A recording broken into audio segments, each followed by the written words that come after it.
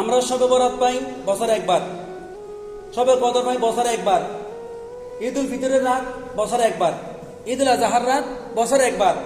কিন্তু প্রত্যেক সপ্তাহে গুনাহগার উম্মতের জন্য আমার রাসূল সাল্লাল্লাহু আলাইহি ওয়াসাল্লাম ঘোষণা দিয়েছেন, শবে কদর আসা পর্যন্ত, শবে বরাত আসা পর্যন্ত, ঈদ উল ফিতরের রাত আসা পর্যন্ত, ঈদ উল আজহার রাত আসা পর্যন্ত তুমি বেঁচে থাকবে কিনা তার কোনো গ্যারান্টি নাই।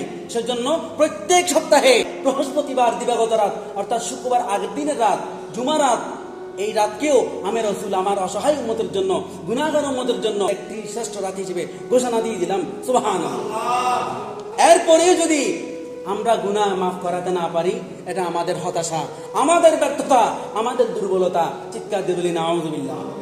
শবে কদরে, ঈদ উল ফিতরে, ঈদ উল আজহায় কোরবানির শুভেচ্ছা, ঈদের শুভেচ্ছা, শবে কদরের শুভেচ্ছা, শবে বরাতের শুভেচ্ছা আমরা যেভাবে জানিয়ে থাকি বন্ধু বান্ধবদেরকে কিংবা আত্মীয় স্বজনকে, পরিবার পরিজন, বড়জন ছোটজন সবাইকে, ঠিক একইভাবে প্রত্যেক বৃহস্পতিবার দিবাগত রাত অর্থাৎ জুমা রাতে আমরা এখন থেকে একে অপরকে শুভেচ্ছা জানাবো, ইবাদতের জন্য, ইবাদত করার জন্য, নফল নামাজ আদায় করার জন্য, কোরআন তেলাওয়াত করার জন্য, জিয়ারত করার জন্য, দান সদকা করার জন্য এখন থেকে এই হাদিসের প্রচার ইনশাআল্লাহ আমরা সবাই করব।